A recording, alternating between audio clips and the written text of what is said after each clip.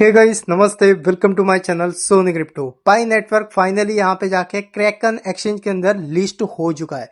तो आपको यहाँ पे क्या प्राइस के अंदर कुछ चेंजेस नजर आए हैं क्या? बिल्कुल भी नहीं। बट ऐसा क्यों? और यहाँ पे जो जीसीवी वैल्यू बताई जा रही है वो क्या पॉसिबल भी है इन द फ्यूचर?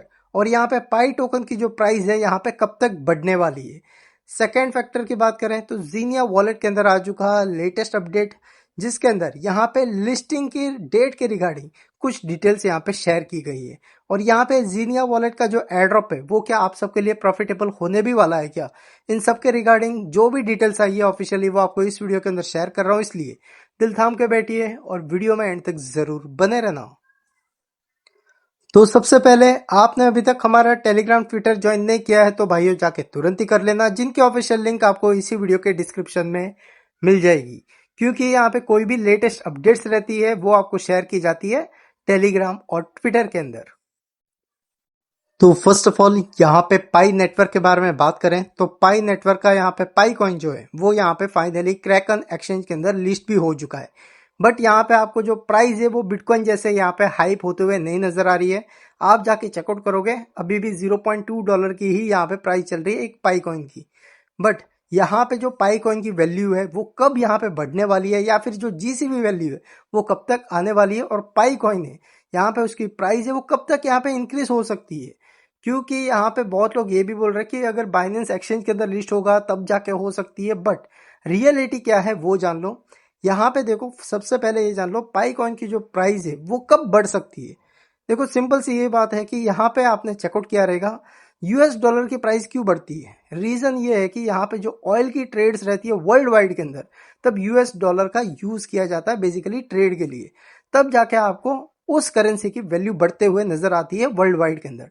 तो पाई कॉइन एक डिजिटल करेंसी है, इसकी वैल्यू कब बढ़ेगी? जब वर्ल्ड वाइड इसको एक्सेप्ट किया जाएगा और ट्रेड के रूप में इसी करेंसी को यूज किया जाएगा, डिजिटल करेंसी को वर्ल्ड वाइड के अंदर सब कंट्रीज, तब जाके आपको पाई कॉइन की प्राइस अप होते हुए नजर आएगी। और जो जीसीबी वैल्यू बताई जा रही है वो तो नेक्स्ट टू इम्पॉसिबल है, क्योंकि वो बहुत ही हाई है, इनकी सप्लाई भी हाई है। बट वर्ल्ड वाइड के अंदर अगर इनकी करेंसी यूज भी होती है तो भी आपको ये जीसीबी वैल्यू नजर नहीं आएगी। अगर आपको अभी भी डाउट है तो आप ही खुद 50 से 100 साल तक वेट कर लो, होल्ड रखो पाई कॉइन को, आपको जीसीबी वैल्यू नहीं मिलेगी भाई। ठीक है, ये फैक्ट है, कड़वा है बट भाई सच है। ठीक है, और आपको थोड़ी मोड़ी जो पाई टोकन की प्राइस है वो अप एबोव होते हुए नजर आ सकती है जब इसका ग्लोबली ज्यादा एक्सेप्टेंस किया जाता है। बेसिकली ट्रेड के बेसिस पे लेन देन के लिए डिजिटल करेंसी के रूप में ज्यादातर यूज किया जाएगा तब। अभी आप बोलोगे बिटकॉइन की प्राइस क्यों बढ़ रही थी? देखो सप्लाई कम है, और ये ही इनिशियली एक क्रिप्टो करेंसी थी जो मार्केट के अंदर आई थी न्यूली, और यहाँ पे बैकिंग वगैरह आप बोलो तो बड़े बड़े जो इन्वेस्टर पैसों वाले रहते हैं वो पीछे रहते हैं पर्टिकुलर करेंसी के, या फिर कोई कंट्री भी रहती है कभी कभार। तो इस बेसिस पे यहाँ पे एक साइड से डिसेंट्रलाइज वे में भी था। तो इनिशियली ये आया था ये कॉन्सेप्ट न्यू लेके, इसलिए यहाँ पे बिटकॉइन की प्राइस बढ़ती जा रही थी और सप्लाई भी कम है। बट पाई टोकन के अंदर बट पाई टोकन कब आया है? जब ऑलरेडी यहाँ पे डिजिटल करेंसी है डिसेंट्रलाइज वे के अंदर, तब ये आया है। और ये कोई डिसेंट्रलाइज नहीं है पाई टोकन, ये सेंट्रलाइज आप समझ सकते हो, क्योंकि यहाँ पे भाई केवाईसी वगैरह होती है इनके माइनिंग के अंदर, आप सबको पता है। तो ये सब फैक्टर्स इन्फ्लुएंस करते हैं पर्टिकुलर टोकन की प्राइस इन द फ्यूचर बढ़ेगी या फिर नहीं बढ़ेगी करके। सेकेंड थिंग, कब तक बढ़ेगी? देखो थोड़ी कुछ आपको बढ़ते हुए नजर आ सकती है, लगभग आपको 0.50 से लेके $0.7 तक। अगर आने वाला बुल मार्केट जल्दी आता है 2027 के अंदर तो आपको नजर आ सकती है।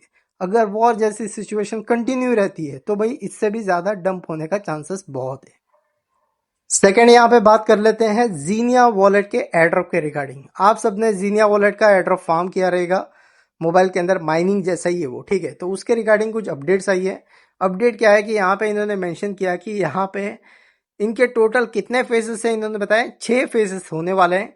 और जो टीजी है या फिर मैनट लॉन्च है वो यहाँ पे फेज 5 के अंदर होने वाला है, जो एक्सपेक्ट किया जा रहा है कि Q2 या फिर Q3 2026 के अंदर हो सकता है। बट यहाँ पे एक इन्होंने हिंट भी ये प्रोवाइड किया है कि वो भी यहाँ पे डिपेंड करेगा किस बेसिस के ऊपर। यहाँ पे जो इनके टोटल फेज 4 है वो अगर Q2 Q3 से पहले कंप्लीट होते हैं तभी यहाँ पे फेज 5 आपको नजर आएगा और यहाँ पे टीजी होगा। अगर वो उतने टाइम के अंदर कंप्लीट नहीं होता है तो आपको टीजी और भी डिले होते हुए नजर आ सकता है।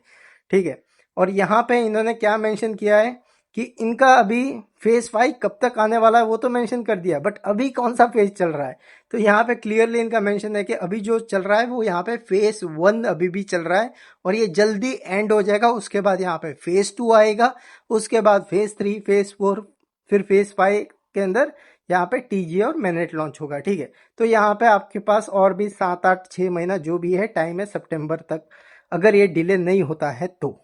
कौन सी माइनिंग आपको नहीं पता, माइनिंग या एयरड्रॉप ये वाली है जीनिया की। ठीक है, एक वॉलेट क्रिएट होता है जिसके अंदर आप यहाँ पे जेम टोकन या फिर जेम पॉइंट्स को फार्म करते हो। ठीक है, और अभी ये है कि यहाँ पे इनका कौन सा चल रहा है, फेज 1 चल रहा है। उसके बाद यहाँ पे फेज 2 के अंदर क्या होगा, तो यहाँ पे पब्लिक टेस्टनेट रिलीज होने वाला है फेज 2 के अंदर।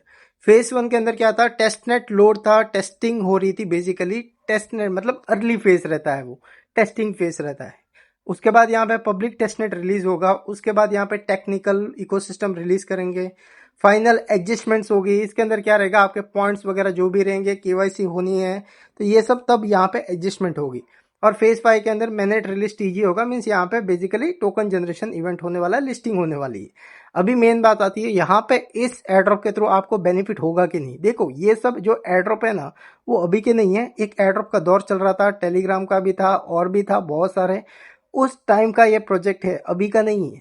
तो उस टाइम के अंदर बहुत सारे एड्रॉप आ रहे थे और यहाँ पे लॉन्च भी हो रहे थे, बट जिस प्रोजेक्ट ने उस टाइम के अंदर उन दौर के अंदर लिस्ट नहीं किया, वो उसके बाद लॉन्च करने से अभी तक यूजर को बेनिफिट नहीं हुआ है, कोई भी प्रोजेक्ट ने नहीं दिया है। और आज के टाइम पे एड्रॉप इतना सक्सेसफुल नहीं आपको नजर आ रहे हैं।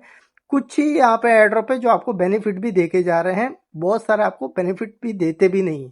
तो बेसिकली यहाँ पे लॉन्च होने से 95% तक तो यूजर को बेनिफिट नहीं होगा मेरे ख्याल से, बट 5% बोल नहीं सकते कि होना है तो हो भी सकता है। ठीक है, तो ये फैक्ट है, जो रियलिटी है मैं आपको शेयर कर रहा हूँ। हाँ, अभी जो ट्रेंड चल रहा है वो प्रिडिक्शन प्लेटफॉर्म और थोड़े कुछ डेक्स प्लेटफॉर्म का है, बट डेक्स प्लेटफॉर्म का भी ट्रेंड कब एंड हो जाएगा, यहाँ पे एक आध प्रोजेक्ट बकवास सा एड्रॉप दे देता है तो यहाँ पे डेक्स प्लेटफॉर्म का भी ट्रेंड एंड हो सकता है। पैराडेक्स ने ऑलरेडी यहाँ पे कुछ यूज रिवॉर्ड नहीं दिया है, अगर एक और प्रोजेक्ट ऐसे ही बेकार अलोकेशन या फिर बेनिफिट देता है तब जाके डेक्स प्लेटफॉर्म का जो ट्रेंड है वो भी यहाँ पे एंड हो जाएगा। ठीक है, उसके बाद कोई न्यू ट्रेंड आएगा, देखते हैं क्या आता है, तब आपको अपडेट शेयर कर दूंगा। तो ओवरऑल ये अपडेट थी जो आपको मैंने शेयर की। मिलते हैं अगले वीडियो में, take care and bye, love you all, जय हिंद।